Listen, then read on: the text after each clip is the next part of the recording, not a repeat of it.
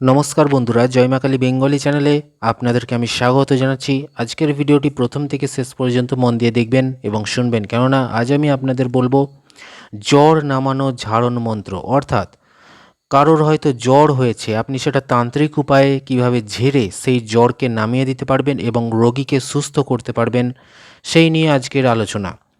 তো প্রথমেই বলে রাখি যে আজকের ভিডিওটি সম্পূর্ণ আধ্যাত্মিক বিষয়ের উপর ভিত্তি করে প্রস্তুত করা এবং প্রাচীন লোকবিশ্বাস তন্ত্রশাস্ত্র থেকে নেওয়া। যারা বিজ্ঞানে বিশ্বাস করেন তারা দেখবেন না, কেননা বৈজ্ঞানিকভাবে প্রমাণিত নয়। আর যদি সিরিয়াস রোগ হয়ে থাকে, প্রচুর জ্বর হয়ে থাকে, তারা অবশ্যই একজন চিকিৎসকের পরামর্শ নেবেন। কিন্তু যারা মন্ত্রতন্ত্রে বিশ্বাসী, ঈশ্বর ভগবানে বিশ্বাস রয়েছে, তারা আজকের ভিডিওটা দেখবেন, কেননা অনেক জায়গাতে রাত্রেবেলা ডাক্তার আসতে পারে না, হসপিটাল অনেক দূরে থাকে, তো তারা কিন্তু এই মন্ত্রের মাধ্যমে জ্বরকে ঝাড়ে এবং নামিয়ে দেয়, এরকমটা কিন্তু বলা রয়েছে তন্ত্রশাস্ত্রে। আমরা ভিডিওতে আলোচনা করব, আপনিও দেখুন ভিডিওটি। মন্ত্রটি দেখুন কি বলছে। ওং নম শ্রী পার্থনাথায় চিপটি নাম মহাবিদ্যায় সর্বজ্বর বিনাশনয়া যা দিশং পশ্যামি তা ভবতি নিজ্বর। শিরো মুচ্ছ ললাট মুচ্ছ নেত্র মুচ্ছ নাসিকা মুচ্ছ ক্রোধ মুচ্ছ ভূমিয়াং গচ্ছ মহান জ্বর সোয়াহা। এই যে একটা ছোট্ট ঝাড়ন মন্ত্র, জ্বর ঝাড়ন মন্ত্র, আপনারা অবশ্যই মুখস্থ করে তারপর আপনি কাজটি করবেন। প্রয়োগ কি বলছে দেখুন।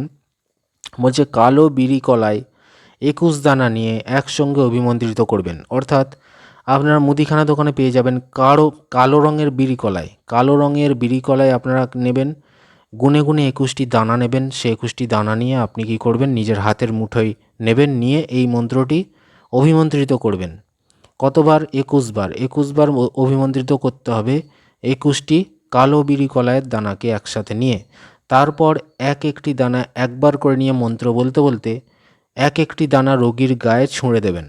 অর্থাৎ একটা করে দানা নেবেন, মন্ত্র একবার বলবেন, আর যার জ্বর হয়েছে সেই রোগীর গায়ে আপনাকে ছুঁড়ে দিতে হবে। এইভাবে একটা করে দানা মন্ত্রপুত করে করে সেই রোগীর গায়ে ছুঁড়তে হবে। এই প্রক্রিয়া করলে রোগীর জ্বর সম্পূর্ণ নেমে যাবে এবং রোগী আরাম লাভ করবে, এরকমই কিন্তু তন্ত্রশাস্ত্রে বলা রয়েছে। অর্থাৎ জ্বর নামানো ঝাড়ন মন্ত্র আপনারা দেখতে পেলেন।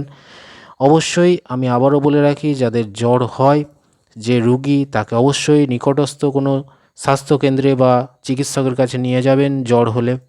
আর যাদের একদমই নিয়ে যেতে পারছেন না, জ্বর ভালো করার জন্য কোনো চিকিৎসক নেই বা হয়তো সামনাসামনি হসপিটাল নেই, তারা বসে না থেকে এই মন্ত্রের প্রয়োগটা অবশ্যই করবেন।